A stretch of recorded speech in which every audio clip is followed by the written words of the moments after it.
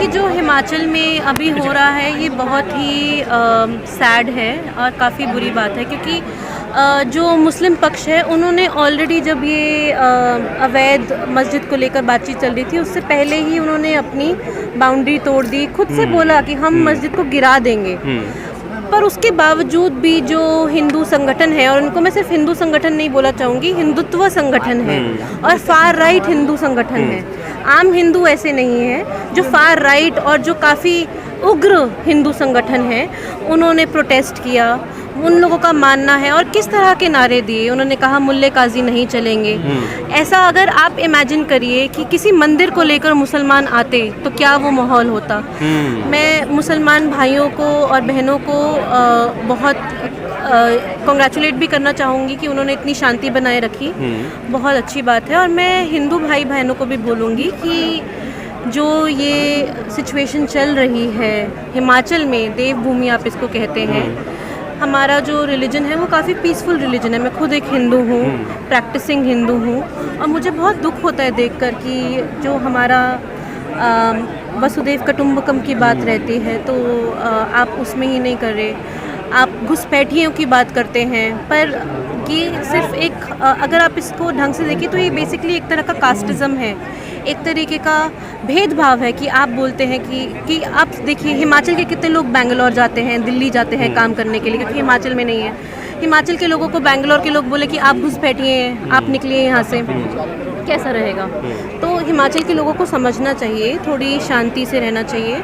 और इसमें एक और चीज़ भी है कि हिमाचल के लोग जो हैं वो वायलेंट नहीं है, बस कुछ उग्र संस्थान हैं, कुछ उग्र लोग हैं जो इसको बढ़ावा दे रहे हैं। तो जो आम जनता है वो इसमें इन्वॉल्व नहीं होना चाहती। पर वो भीड़ जो तस्वीरों में देखी जा सकती है, वो चंद लोग कैसे हो सकते हैं? और सिर्फ एक दो घटना नहीं, और शहरों में भी, मंडी में, पालमपुर, कांगड़ा, मतलब एक के बाद एक अलग अलग शहरों में ये विवाद शुरू हो जाता है। जी, मैं बिल्कुल आपकी बात समझ रही हूँ। जो भीड़ है उसको ओवर रिप्रेजेंट किया जा रहा है। मैं खुद मंडी से हूँ। उस भीड़ में काफ़ी आप मंडी के रहने वाले? जी, मैं उस भीड़ में काफ़ी लोगों को पहचानती भी हूँ। पर मैं इतना कहना चाहूँगी कि मोस्ट ऑफ द लोग, बारिंग 10 to 15 पीपल, आई थिंक बाहर के लोग लेकर आए गए हैं वहाँ पर। और मंडी की जो एसपी हैं उन्होंने काफ़ी अच्छे से उस मामले को समझाया, आगे मस्जिद तक बात नहीं पहुँचने दी। और जो मंडी के लोग भी हैं और जो बाकी शिमला के लोग भी हैं, उनको भी मैं ये बोलना चाहूँगी कि शांति जो है वो आगे तक लेकर जाती है। एक जो हमारा समाज है वो, उसका फैब्रिक जो है उसको हमें समझने की ज़रूरत है।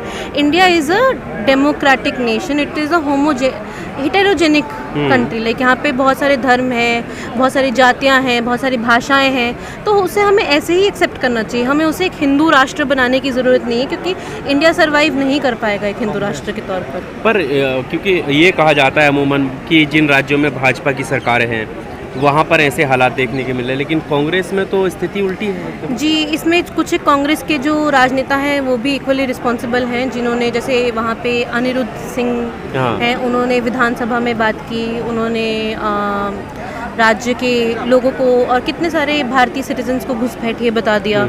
अब बाद में वो खुद ही अपील कर रहे हैं कि शांति रखी जाए। अभी तक तो बीजेपी शासित राज्यों में ये बवाल था, अब तो हिमाचल प्रदेश में तो कांग्रेसी सरकार कहते हैं मोहब्बत की दुकान चला रहे हैं वो तो। जी देखिए, मोहब्बत की दुकान तो वो चला रहे हैं, पर उनके भी जो कुछ एक जो राजनेता हैं उनको इंट्रोस्पेक्शन करने की ज़रूरत है, उनको सोचने की ज़रूरत है उन्होंने ऐसे बयान क्यों दिए, वो भी विधानसभा में। अगर वो मोहब्बत की दुकान खुद को बोलते हैं तो उनको मोहब्बत की दुकान का एग्जाम्पल देना चाहिए। और जो सुक्खू जी हैं चीफ मिनिस्टर, उन्होंने सही स्टेटमेंट दिया कि सारे धर्म इक्वल हैं, सब लॉ के हिसाब से होगा, परंतु उनके नीचे के जो कुछ एक एक्शन नहीं लिया ना उन्होंने भीड़ पर, देखिए कोई भी नहीं। देखिए, एक्शन तो लिया है। आप देखिए भीड़ जिस तरह से आक्रामक थी, वो मस्जिद को तोड़ देती, लेकिन उन्होंने तोड़ने नहीं दिया, चाहे वाटर कैनन का इस्तेमाल किया। ये तो बाद में हुआ ना, भीड़ तो पहले लगातार काम नहीं, 10 दिन ये चीजें नहीं, भीड़ ज़्यादा, देखिए भीड़ ने उनको इंटिमिडेशन भी नहीं दिया। तो ऐसा नहीं है कि एक्शन नहीं लिया। अगर आप इमेजिन करिए कि यही चीज़ मध्य प्रदेश या यूपी में होती तो मस्जिद नहीं बचता, भीड़ तोड़ देती। तो देखिए, सब कुछ परफेक्ट नहीं है, उनको अपने अंदर इंट्रोस्पेक्ट करने की भी ज़रूरत है, और ज़रूर उनका हमें क्रिटिसिज्म करने की भी ज़रूरत है उनको। क्या कांग्रेस में भी उसी मानसिकता के लोग हैं? जी बिल्कुल है, मुझे लगता है अनफॉर्चुनेटली दैट इज़ ट्रू।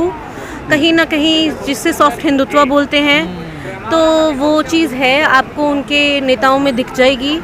वो चाहे जानबूझ के बहुत आक्रामक होकर ना बोले, पर वो सॉफ्ट हिंदुत्व तो दिख जाता है। पर ये सब जो कुछ हो रहा है वो हिंदू एकता के नाम पर हो रहा है। आपने स्लोगन भी वो सुने होंगे। आप एज ए हिंदू और आप हिमाचल से ही हैं, तो आपको कैसा महसूस होता है कि आप भी हिंदू और हिंदुओं के नाम पे ये सब कुछ हो रहा है? मुझे बहुत बुरा लगता है, मैं सच कहूँ तो मुझे बहुत बुरा लगता है, बहुत ट्रिगरिंग लगता है। मैं जिस जगह से आती हूँ बहुत ही शांत प्रदेश है। हमारे यहाँ हिमाचल में हमें कभी भी इस तरह की घटनाओं को देखने का मौका नहीं मिलता।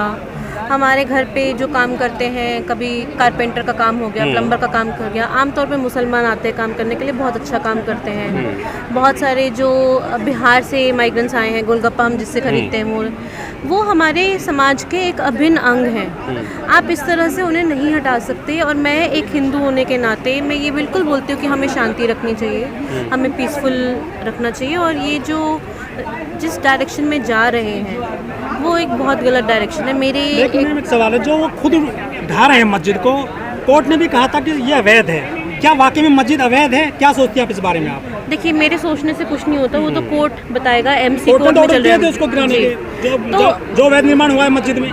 जी देखिए, अब मेरी बात सुने, अवैध ना अवैध होना उसके लिए लीगल कागज़ पढ़ने पड़ेंगे, उस पर मैं नहीं कुछ कह पाऊँगी। बट एक सिंपल सी चीज़ जो मैं ये कह सकती हूँ, अगर अवैध निर्माण की बात करने की शुरुआत की जाए तो आधी शिमला की बिल्डिंगें अवैध हैं, आधी मंडी की बिल्डिंगें अवैध हैं, आधे मंदिर अवैध हैं, आधे मस्जिद अवैध हैं। क्योंकि इंडिया में वैध कंस्ट्रक्शन होती ही कहाँ है? आप कितनी जगह रेन वाटर हार्वेस्टिंग जो है वो कंपलसरी रखा है, कितने घरों में रहता है। हिमाचल जैसी इकोलॉजिकली सेंसिटिव जगहों पे, जहाँ पे तो रोड के भी निर्माण अवैध तौर पे किए जा रहे हैं, कितने डिजास्टर। तो हमें इसको सिर्फ वैध अवैध की उससे ना देखकर हमें देखना। 4 राज्यों में चुनाव है, क्या उसका भी असर हो सकता है ये जो हिमाचल में हो रहा है?